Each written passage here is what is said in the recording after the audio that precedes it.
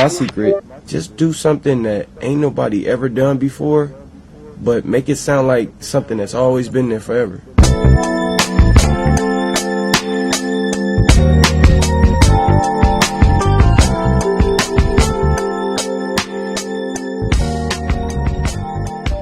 Hello, welcome to This Filipino American Life, a podcast that explores the nuanced experiences of Filipinos in the United States at iba pa.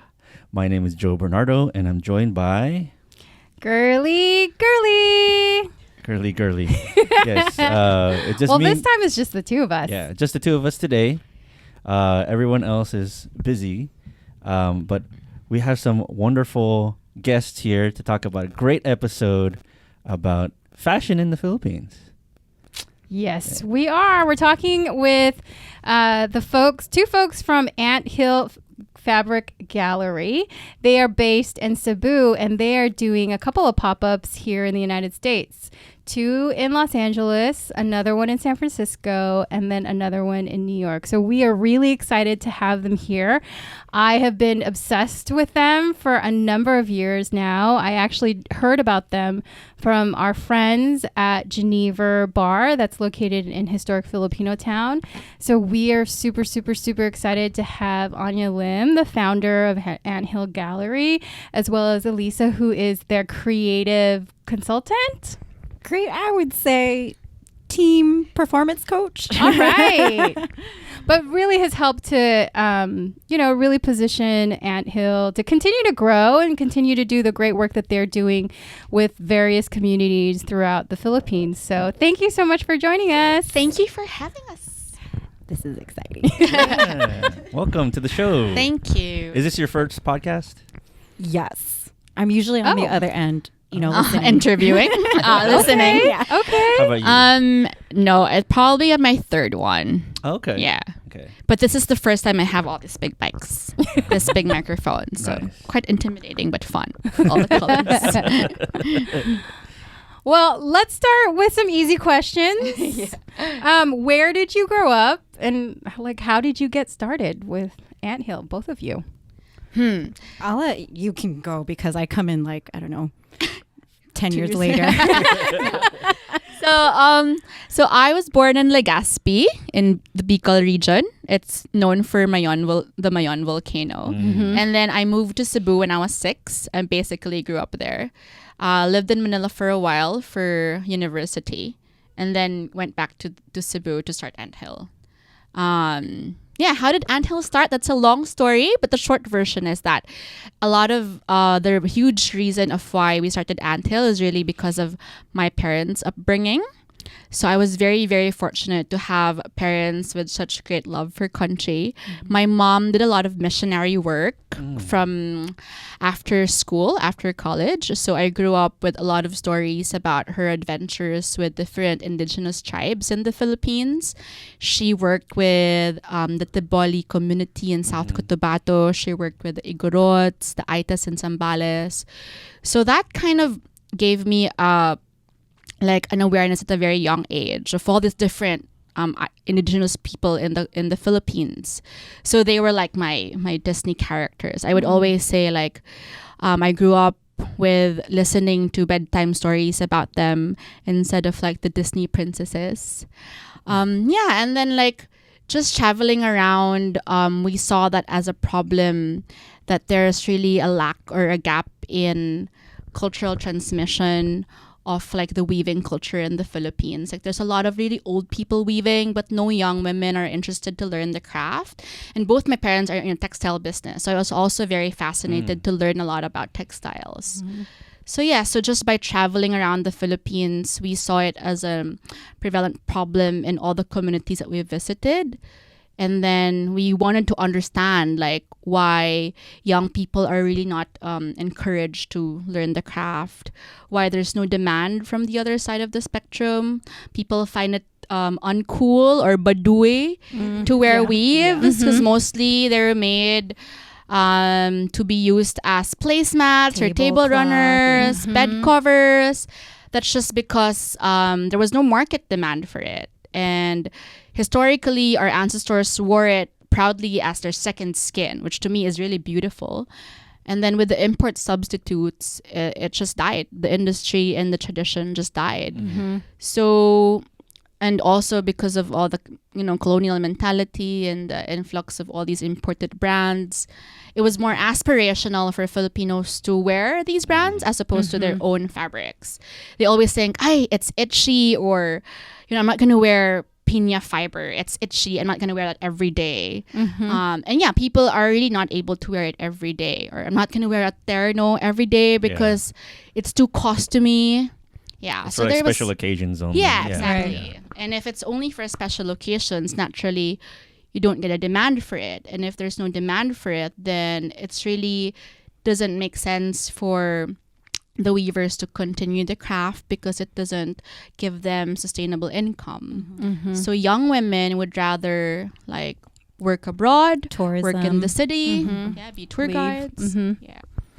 Right. So yeah, that kind of bothered me. From a personal standpoint, I witnessed the death of a culture. So when I was a kid, my mom would take us to this Igorot village. Walking into that village, like it was like a thriving village. There were women weaving baskets, or weaving fabrics, men carving wood. Like it was just so alive. And then years after that, my brother and I went back to visit, and it turned into a total ghost town. Wow. So like I was a first-hand witness of literally a death in culture. They all became tour guides in Banawe. This was in like where the rice terraces is. So yeah, it was something that bothered me, and I felt like, we need to do something about our culture. There was so much poverty of identity among young Filipinos, including myself. Like a lot of my generation wanted to move abroad or just I guess experience like be more Western than embrace their Filipino identity. What about you, Elisa? How did you arrive at Anthill and get involved with all of their work? How proud we were. I know. I was also obsessed with Anthill when I first heard about them. So I was living in the Philippines, doing my own thing. I won't get into it because that's like a whole nother podcast. Oh, noted for next time. Okay. I don't know if you want to hear about good my boring content. life, but yeah. So I was with this networking group, this business professional women's group, and I saw a couple women wearing these amazing skirts with tribal patterns on them. And I was like, where did you get that? I've been looking for this because context. PCN, right? In high school and college. Yeah. Wait, where'd you grow up? I grew up like Glendale, Cerritos. Okay. Yeah, and Cerritos High or Whitney High School had like the best PCN in that area. Yeah, for high school, right? And that was like my first taste of our indigenous fabrics and patterns. Like, why are we only wearing this as costume? Why can't we find this as culture is not costume? Or like, Tribe Called Quest, how they would have like their dashikis and, all of that, tribal kind of patterns. I'm like, where's that for us? Yeah. And yeah. So I remember having like an ethnic day in elementary school, and fortunately my mom had found a terno that was my size, and I wore that to school one day, and I was like, what? This feels so weird. Right, and I'm wearing exactly. a terno that's supposed to be like normal. Baptism, wedding. Yeah, right? But I'm wearing it for culture day at my school. Yeah. So yeah, I found out about Anthill that way. I was in Manila at that time, and obviously they're in Cebu. Then I was working on some businesses there, and Anya and I met up at a pitch competition. We were actually competitors technically. Yeah. Well, we both didn't win. No, we didn't. We were finalists. Yeah, so we you're were top 10 finalists. finalists at this pitch competition in Manila. And after that, I was like, oh my God, I've been wanting to contact them and see if I could, buy fabrics or make my own things and stuff. And so I approached her and I was like, are you guys looking for any kind of help? This is something I really want to bring back to the States. And she told me that they had gone to the States and done pop-ups before. And I'm like, okay, great. Maybe they can reintroduce themselves back to the U.S. I'm moving back to the U.S., so maybe there's a path I can pave for them. Or help Great. out. She did. Yeah. Thank you. Yes. Well, so Anya, you started to get a little bit into the business model for Anthill. So can you talk about that more? Because I know that you work with a lot of different weaving communities throughout the Philippines, and then it's not just creating that whole market, but there's other things that you do with all of the weavers. Yeah. So can you talk like about that? an anthill, we work with a colony. So we work with different weaving artisans or craft artisans in the Philippines, and we work towards the same goal. So it's an ecosystem business model that builds the foundation of Anthill. And I'd always say, if one stakeholder or one colony is not part of the whole ecosystem, we can't function with a missing link. So the ultimate goal is really anchored on cultural preservation and sustainable livelihood. So at the forefront, yes, we're a fashion brand and we sell clothes and fabrics, but really our work is deeper than fashion. So our strength is primarily in community development. So the aim is to revive the local weaving industry, and we do that by working with weaving communities and ensuring that young women are, able to learn the craft and make it last, make it survive through generations. But at the same time, we also work with design collaborators. So it's important that we constantly elevate the value of our fabrics, and the way to do that is apply them in contemporary design and make innovations. And design really isn't our strength. So we work with a lot of brands and collaborate with them, or designers, and they're the ones who really transform these fabrics to life. And then apart from that, we also work with production partners that are all community-based. So these are tailors, seamstresses, shoemakers, bag makers, which also, in fact, is a cottage industry that's dying in the Philippines. And they're the ones who put all those designs to life. And then, of course, our proud weavers like you. Hopefully soon, you. We do have menswear. I'm working on menswear. Yes. So they are our customers. So these are all the important, people, stakeholders that comprise our business model. So with our weaving partners, we have a direct partner, and these are 5 direct partners all over the Philippines. So it's the beauty, and what I enjoy so much about the work that we do is we get to work with communities from urban, indigenous, and the rural sector. So in these communities, 5 communities, we measure impact. Our engagements are deeper. We build their capacity to become community enterprises. We want them to one day become resilient. We measure impact with them. We transfer business skills. We do skills training, weaving. We improve their designs. It's a whole program called Community Enterprise Development Program. So it's a win-win thing, because we're not able to grow our business if they're not able to professionalize their supply chain. So the only way for us to be able to confidently market it to designers or come to the US and do a pop-up is if we have that capacity to produce. And the only way to do that is if the systems are also put in place in the communities that we work with. But we also have what we call our textile partners, and these ones we just commit to market access. So it's just basically like a supplier-customer relationship. Oh, so you have different types of relationships with various communities. Right. It's like a career level. So some of our textile partners eventually become our direct partners. So when they're ready, when at the point where they're ready to grow their business, or they can commit to really apply or professionalize the way they run their business, then we come in and support them with that. Yeah. Cool. I had a question about the design. So who gets to design the clothing? Do the communities actually make it? Do they get to design as well? Yeah, so we call them our co-designers and co-creators because the beautiful fabrics are all their designs. All of the patterns are indigenous to them.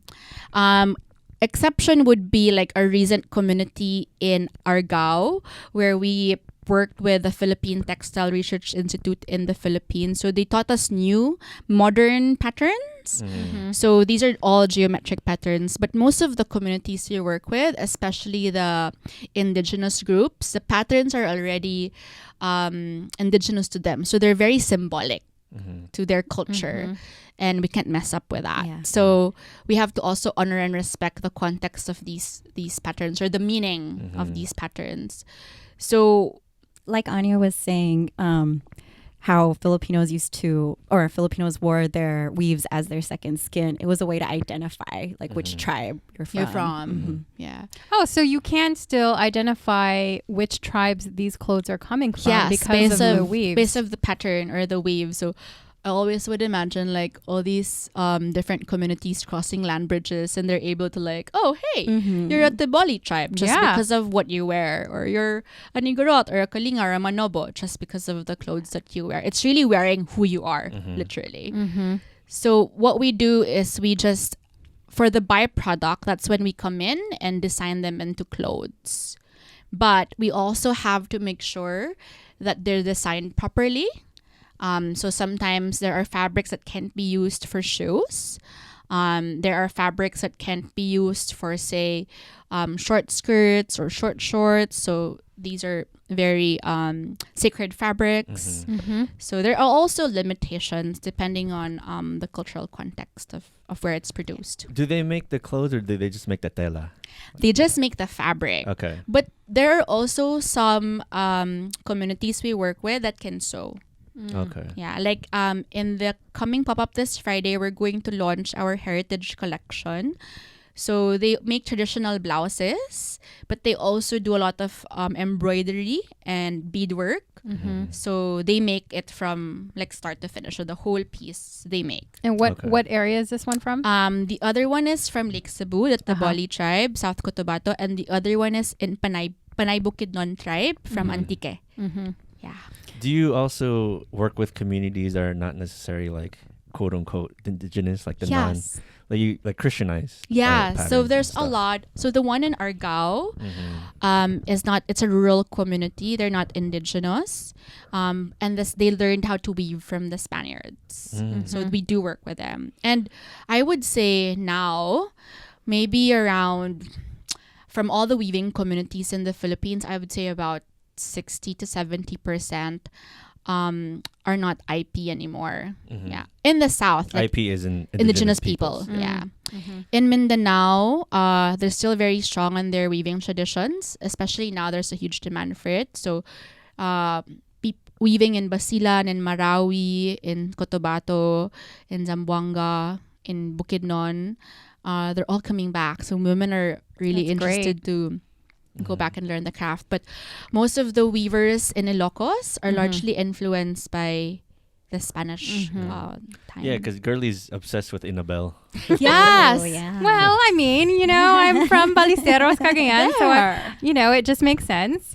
I'm wondering, like Yeah, going that's back to your the skin. beginning.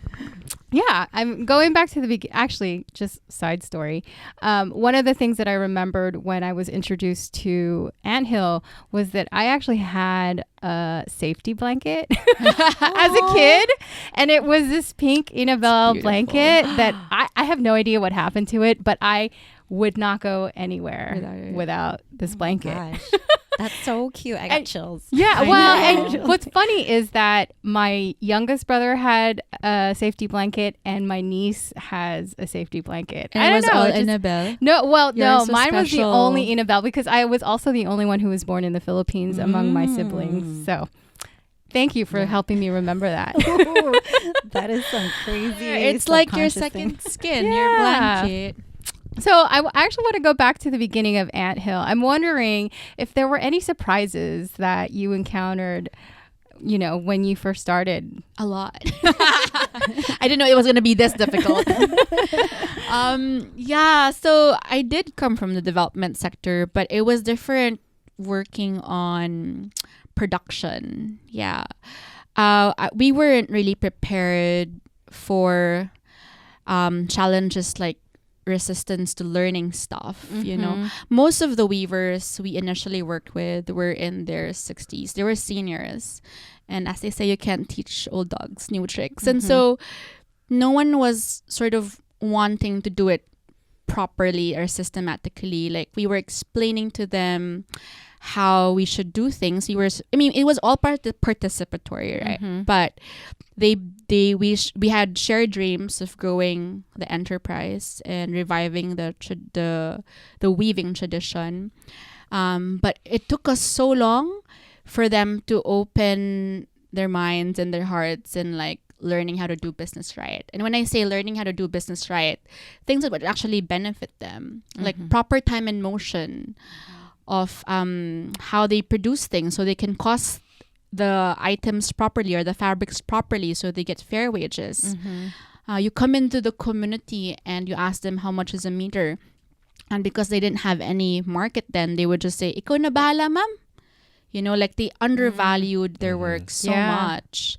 We didn't realize how that would create such a problem and how long it will take us to, I guess, how long the sense of ownership would happen. You know, because they're not used to like doing it at such a large scale in this type of market, right? So it wasn't even large scale then. We were just like in preparatory mode, you know. But they're used or to like even just have a market. They're used to just like selling it like at the local. Right. And also there was also like a bit of trauma from like past like visitors coming in or government agencies coming in and like doing a one-off thing, like a one-time big time thing. They were very honest with it. What took a while was like really building trust and deepening that relationship with them. Yeah, most people think like, oh, you outsource to China or Thailand and it's like, okay, make this for me, cool. No, you really have to be present like in person with these communities and really develop trust. Like it's like a year, it's like takes years. Takes a while. Probably like with Abra, our first community, I'd say it took us about, so the first 3 years of Anthill was just really invested in time and presence and building their trust and production capacity. I know development takes long, but in terms of like, I guess, instilling business practices or the business skills transfer, we didn't realize that they weren't going to be as receptive initially. But also because they were the first community and we learned so much from that. So moving forward, it became easier for us with our other communities coming forward. But the first community that was that, another surprise, and this was a very humbling surprise, was how we have very different definitions of success. Sure. So this was really very humbling. In 2017, we decided to expand to Manila. And as you said, like increasing the market demand, increasing inventory. And in our minds, we were thinking, this is going to make them so happy, you know, increase in income. It will mean more weavers. It will mean more savings for them. It will mean more members in the community. But then, and it will mean more savings because we have a savings program. But when we went back to the community and shared with them like how happy we are with like the success of us being able to scale in terms of inventory and growing that demand, one mother raised her hand and said, I think you're forgetting that we're mothers first. And that was like, boom, boom, like a slap in the face. You know, it was really humbling. And we realized that, you know, one of the primary reason why we started or established Anthill was so they can become better mothers. And now we're sort of depriving them of time spent with their children. So since then on, we anchored every decision to their capacity and to what success is for them. So we had to, in terms of decision making, we had to consult them all the time. Like, do you want us to go to the US? Do you think we're ready for the US market? You know. Oh, that's great. Because there are business partners and it just can't be dependent on us. Every decision that you make in terms of trying to scale up, you want to make sure, you want to make sure that they're on board and they're not just, I guess, thrown work at them, basically. Yeah. Wow. No. Or like that scale doesn't really mean, scale isn't doesn't necessarily equate to profits or revenue. You know, scale can mean growth in terms of skills, in terms of like well-being, in terms of quality of life, in terms of like purchasing power. It doesn't mean like more members. It doesn't mean more revenue, you know. So yeah, like just that came as a surprise. Like, I guess coming from since we were a social enterprise and we had to be sustainable also in terms of like profit, it's always like a balancing act between impact and profits. And at that time, we thought this is what we committed to. We committed to sustainable livelihood, and we thought that was going to get them all excited. We were wrong. Yeah. The word partner is not used lightly. Like they really are partners in that sense that they know what's going on. Like they even visit the communities very regularly and show them like, oh, look at the Instagram, look at all the weave wares, you know, really showing them like this is what your weaves are being put, like really making them feel like they're part of everything Anthill. And I think that's very important because, you know, there's narratives out there saying that like, people are maybe just stealing designs or kind of cultural appropriation of like indigenous peoples.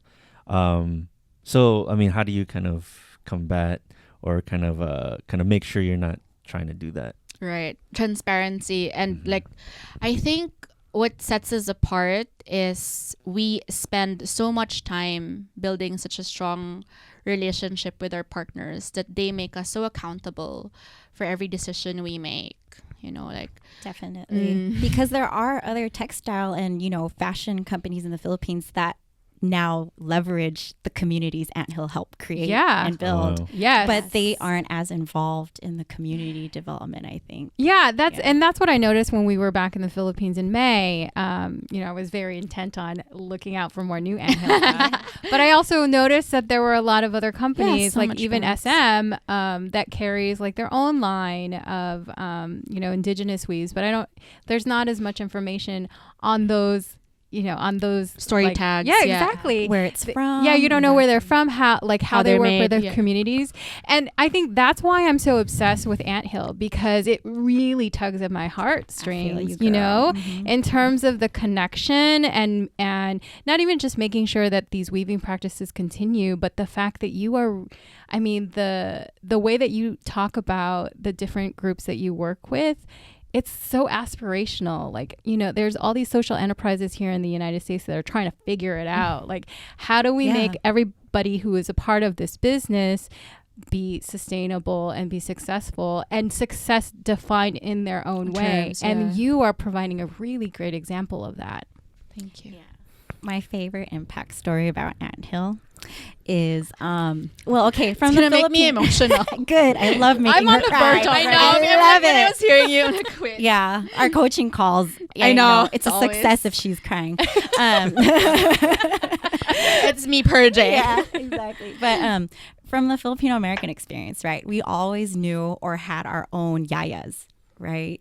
Yeah. You know, they were brought from the Philippines. They were raised here with us in our family. Or there were like, We you heard know, of older yayas. aunties or lolas in our neighborhood who played that role for us, which was my experience. And then my Lola also took care of me. yeah, exactly. And then just visiting the community with Anthill, and then seeing these mothers who are actually given the option to stay at home and not be separated from their kids for 13 years and not see them grow up. I was like, wow, this is amazing, because that's really cultural preservation too, right? It's being able to pass down that knowledge and tradition to the next generation, not just the weaves, but everything, the language even, and you know, even mano. I know you had that episode on the mano and all that. Well, you know, I also think about my own family. Like the majority of my mother's family is still in Balisteros, and many of my cousins who are around my generation have left the town because they've gone off to go work at larger cities. And I think about, you know, when we were there, we visited our family. Bantay, you know, the farm, and my dad was talking about all these different things that we could do with it. And I'm like, who's actually taking care of this? There's only my 2 uncles. What happens when my uncles go, when they're not there anymore? Are their kids even interested in continuing, any of those farming practices, any of the fishing practices in that little village? I don't know. I mean, for myself, it's not the life that I grew up into, but it's still very much a part of me. So I just think of again, I love everything that you all are doing. And I'm hoping, given all of the conversations around Filipino American identity, that more Filipinos get to know who Anthill is, what you're doing, and take some of the practices and see if they could be applicable to some the enterprises that are being created now. And Elisa, we met at entrepreneurship the other week, right? And we had a really great conversation, in terms of our connections to this work, and just the communities and the relationships and how they are so embedded in your practice is so inspiring. Thank you. And then people are just always forced to migrate, right? Yeah. Yeah, and we talked about that, and this is one way to kind of reverse that, hopefully. Yeah, even I know have Filipino Americans going back to the Philippines. But I feel like cultural preservation, as in our work, is super all encompassing. It's really not just limited with weaving. I think it has a ripple effect. Yeah, and in the past years, we've worked with a lot of design collaborators from here, and to them, it's life-changing. Like Ma Ari, for example. They'll be at the Genevieve pop-up in at Pasadena at Cafe 86. When I met the ladies, they were telling me, oh, this is all a dream come true. Again, reconnecting to their roots, which is our theme, Ugat. They felt like all these years they grew up with such a different narrative about shame Philippines. just to be blunt about it. Yeah. And it's the same actually for a lot of Filipinos, even from Manila or even in the Philippines. Urbanized. Yeah, compared exactly. to rural. What's aspirational is to be Western. Yeah. And then with them coming home and having a fresh perspective of what the Philippines is all about, and just taking so much pride in our culture and excited to come back to the US and change that narrative about who we are and how talented and rich our culture is. It just makes our work more meaningful, and you see sort of the bigger picture that it's not just clothes. It isn't just limited to wearing clothes. It's more than that, really. And so go ahead. I wanted to kind of segue to another topic. Sure, go ahead. Clients. Yeah. Who are your clients? How would you define them? How would you define what them? What are their Who are the main characteristics? people who purchase fabrics from Anthill, or clothes from Anthill, other than girly collabs? Our market has expanded so much. When we started Anthill, the consumer insight was, if we want to increase the demand for weaves, and we want Filipinos to think that we can wear weave every day. It's really for everyday weave wearing as opposed to special occasions. Linggo ng Wika, costume, dance. Where do they spend clothes on? And most often than not, people spend clothes to work. I mean, they buy clothes that they can wear to work. Sure. So the initial collections were around weaves or clothes applied for workwear or versatile pieces that you can wear from day to night. And then, it has evolved so much. Now we have a lot more younger people wearing our clothes. Back then it used to be just probably late 30s, 40s to say 50s. But now we have students saving up to get an Anthill skirt, which really moves us to pieces. Yes. Especially with the circularity program. So talk about that. Yeah, talk about that. So Anthill as a brand, we really want it to be very accessible. That's why we're also big on price transparency and our price structure. We want it to make sense for people to buy a weave. So and we understand that it's expensive and it's not for everyone. but we don't also want it to be alienating. Like people 10 years ago are not able to wear weaves every day because it's expensive, pang mayaman, it's only for the rich. So now we launched our circularity program. There's two initiatives under that. One is the weave exchange program. So say for example, Curly, you got tired of your, I don't know what you got. Oh, it's a jumpsuit. There. Oh my God, it's one of my favorite. So say for example, I've worn this like 100 times. And there's a new color now. Yeah, I don't get to wear them as much anymore. You can return it to us, and in exchange, we'll give you a gift card evaluating your purchase, which you can use for another purchase, or you can give to a friend or whatever. And then from your old jumpsuit, pre-loved, but we want to call it always loved line. We have an always loved line called Reweave, where we sell the pre-loved item at more than half the price, so that's more accessible for people. And now on our website, our Reweave collection moves faster than our than what we have in line. Yeah.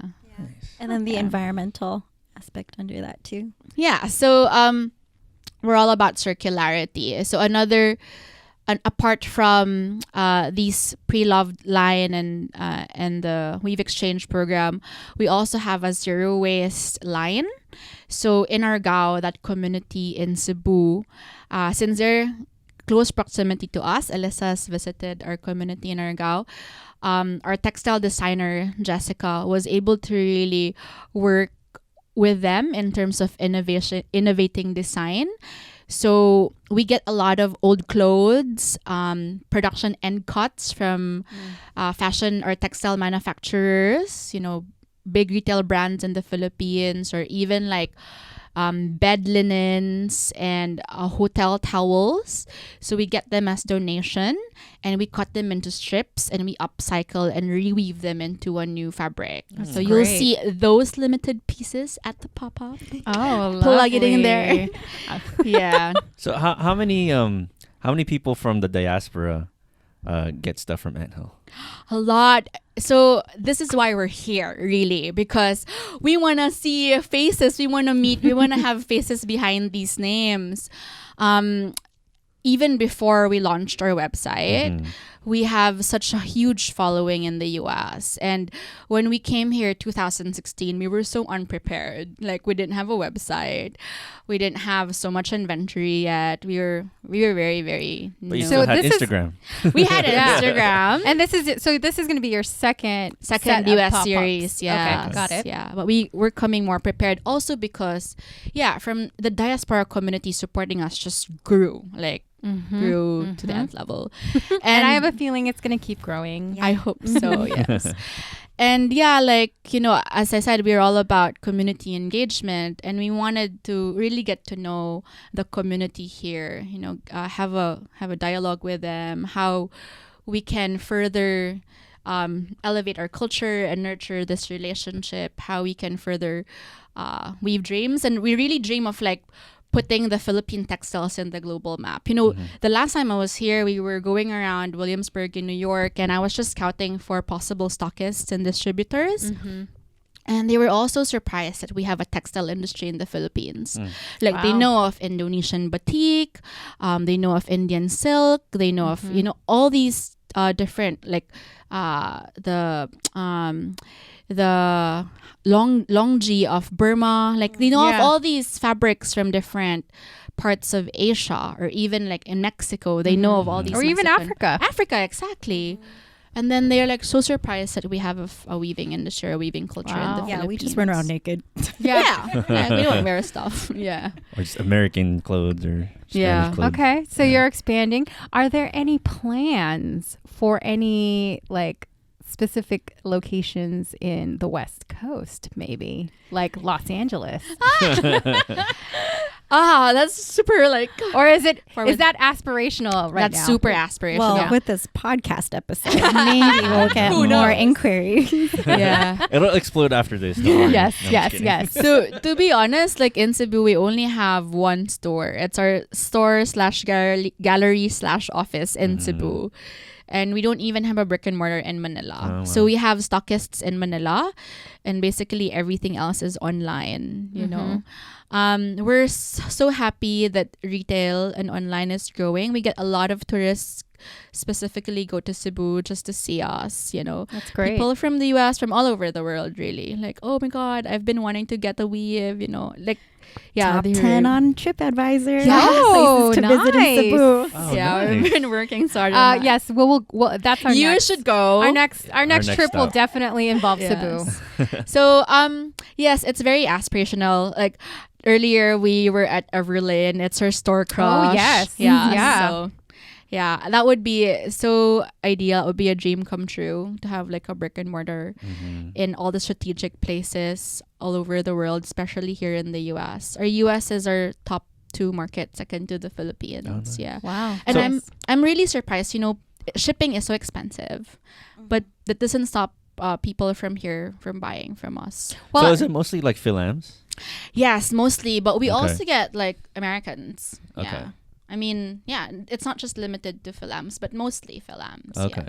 I think there's like an excitement to just connect to your roots and like wear a weave. Yeah. Also, they're fascinated. Like, oh, I didn't realize you can wear something like that. Yeah. Well, I really appreciate the stories that you include with every single piece of clothing, because that reminds me that I'm not just paying for this piece of clothing. I am supporting all of the people who were involved in getting to that The whole production item. chain. Yeah. And it also made me realize, or just kind of rethink my buying habits. You know, like, do I want to invest in something that's going to last much longer? And I know like what the supply chain look like versus like, I'm just going to buy a shirt just because it's on sale. H&M, all right. Yeah, exactly. It's cheap. Well, you know, Well, look at Forever, Disposable 2021, clothes. right? Forever Oh, 21 God. is Closing. closing. Yeah, They're trying exactly. to regain an online presence, but I don't know how that's going to work out. But yeah, I mean, again, like that's what I appreciate. That's part of what I appreciate so much about Anthill, because, you know, yes, the prices are at a certain level, but you also like, it's because of all the people who are involved in getting to that product. I mean, it's kind of shedding light on, man, all those cheap clothing, people were getting Yes. ripped. Yeah. Yes. You know, people weren't getting People are paid dying. living wages. Exactly. Yeah, people are dying. A lot of things are compromised because you pay that. Like, what is the true cost? Right. Right. Yeah. Right. So where do you see Anthill in, say, 3 to 5 years? Oh, our strategic I know. prep, yeah. So next year we're turning 10. Oh. It's a Yay! big Woo! year. Congrats. What a milestone. We're really excited for that. I mean, also like for a social enterprise to Yeah, last to last that 10 long. years, Yeah. that is True. really Thank huge. you. know, it just proves that you can be ethical, you can be sustainable and profitable. Most people default to like nonprofit. Yeah. Right? Yeah. But it's like, no, you can't be profitable. This is how business should be done. Yes, Nice. Yeah. absolutely. We had to really test the business model. I was very arrogant early on, or maybe not. Maybe it's not arrogance, but I think I just wanted to prove that the business model is working. So for the past 10 years, we haven't really applied for any grants. Wow. So 80% of our profits are reinvested into the programs, because we wanted to also be a good role model for the communities we work with. Like, we're in the business of community enterprise development, and if we set an example and just be donor dependent or be grant dependent, then what would that tell, or what kind of impression would that give our partners? Wait, what kind of grants would you get, or would you apply for? A lot of grants are available in the Philippines for a lot of things, and not just in the Philippines. There are a lot of grants all over that are accessible to developing countries like ours. And Sweden. Yeah. all those rich So is it like European business countries. development yeah, kinds so of grants? So from anything. So say for example, product development grants, equipment, training, Got it. anything under the sun. But we haven't done that. But we're gonna do that soon. So after sort of 10 years of establishing the business model, testing it out, seeing if it works or if it doesn't work, like trial and error really. Next year we are establishing a foundation. So it's going to be Sustainable Livelihood and Zero Waste Institute that will really focus on capacity building. So I think at this point, we're ready to replicate our business model to more communities. So to just create that ripple effect in terms of impact. So we want Anthill to focus on marketing and reaching the global market or expanding to a global reach, while the Slow Institute would be focused on capacity building and That's community great. development. So whatever we did with our 5 communities that has reached a certain level of success and we've had good impact indicators, we want to be able to have the capacity to roll that out in more communities that we work with. Great. So that kind of arm of Anthill will then seek out grants to support capacity building. So that's a major item on the list for our expansion plans in the next 3 to 5 years. We are here also because we want to build linkages with designers abroad. Again, design isn't our forte, but we are happy to support them in outsourcing and ensuring that the raw materials that designers use are ethically produced, that they are able to work with companies with a sustainable supply chain. So we want to work with Filipino designers here. Not just limited to Filipinos, but basically we want to promote Filipino textiles. Great. Yeah. You hear that, designers? Calling out all Yes. the designers. Come on. They're Do you looking have for a partners. list of folks already who have kind of signed on? I met with Lisa Upton earlier, who I can't pronounce. Can you help me out? Accoutrements. Like, Accoutrement. so we're working with her. We're working with Ma Ari. We're gonna meet with Carol of Angkan. Oh, tomorrow. nice. Wonderful. Yeah. We have had a lot of inquiries also from designers in New York, American designers in New York, but mostly for like fabric art and wall furnishings. So hopefully when we're in New York, we get to meet them too. Great. And hopefully like have more distribution abroad also. I'm Yeah. looking forward to that. So I know we're recording this kind of right in the beginning of your whole pop-up series. Can you just talk about what your pop-up, like who are you visiting? Where is it going to be and all that stuff? Do you want to talk about it? Oh, okay. So first is here in LA. We're meeting with Geneva, and of course we're going to support Filipino-owned businesses too, especially Nice. historic Filipino town for Filipino American Heritage Month. Whew, it's a mouthful. And really, so just like Girly was saying, it's about the connection, the stories, feeling that there is more than just buying clothes from this brand. So we always have a fireside chat at these pop-ups where you get to that's great. have, more intimate conversations with Anya and other partners in the whole Anthill ecosystem. So of course, Geneva, who had their aprons done by Anthill, and Anna Marie Cruz of Entrepreneurship, Yeah. who's also worked with Anya. She was my life coach in 2016. Oh, great. Shout out to Anne Marie. Yeah. A shout out to her. And her building the entrepreneurship community and how Filipinos are supporting Filipinas.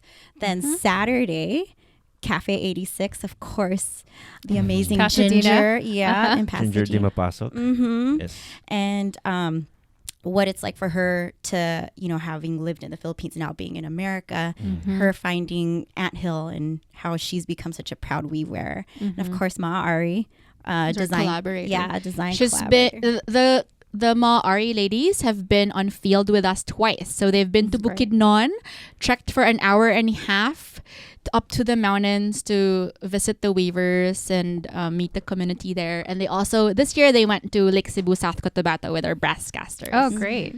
Yeah. So, yeah.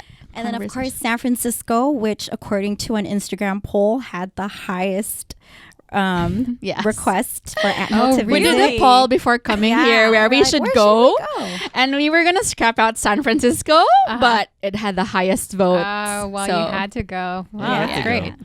LA, Yeah. San Francisco, New York. Those are the top 3. Yeah, those are the Filipino top 3. hotspots. Maybe Seattle. Yeah. Yeah. At some point. And even Shout Chicago. Yeah, Chicago was the 4th Yes. Oh, one. see? There are. Yeah, Chicago was the 4th. And the last time we were here, we went to DC too, and we had a Oh, good great. reception there. Have you Great. thought of going to Canada? No, Oh, Toronto. actually, yeah. Well, Cambio and Co.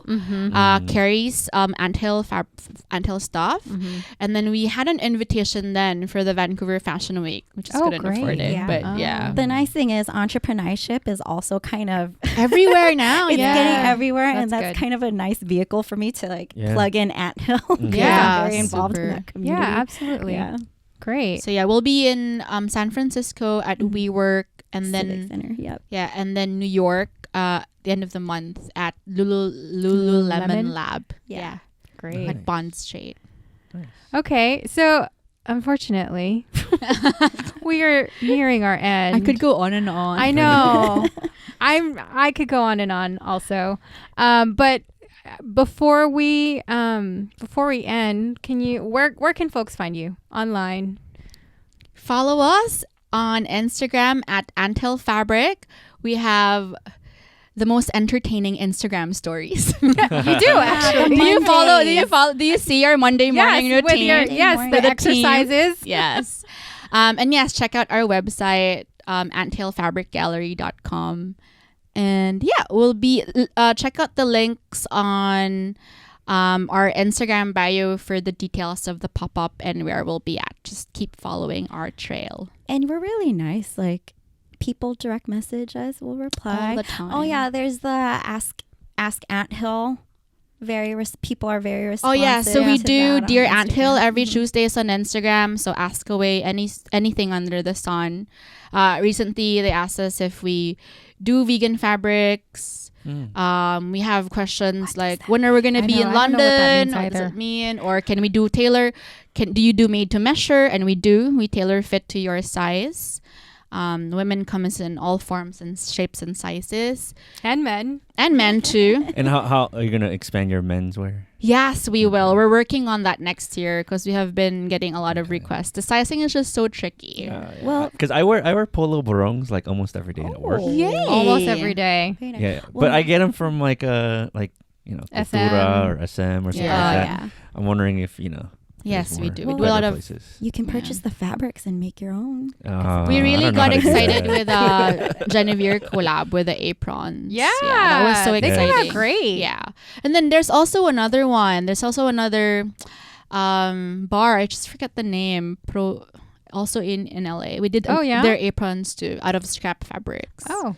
Yeah. Well, there was Mark's pop-up. Yes. The book pop-up. The cookbook pop-up. My friend Mark Aquino, he has a book pop up and he bought Anthill aprons. Yeah. That's Yeah. probably him. Yeah. Yeah, I forgot- Mark. oh, shoot. Yeah, I think that's him. Proto Mark Polo. Aquino. Yeah, Mark Aquino. I forgot. yeah. Okay. Oh shoot, he's gonna kill me. I forgot his pop up's name.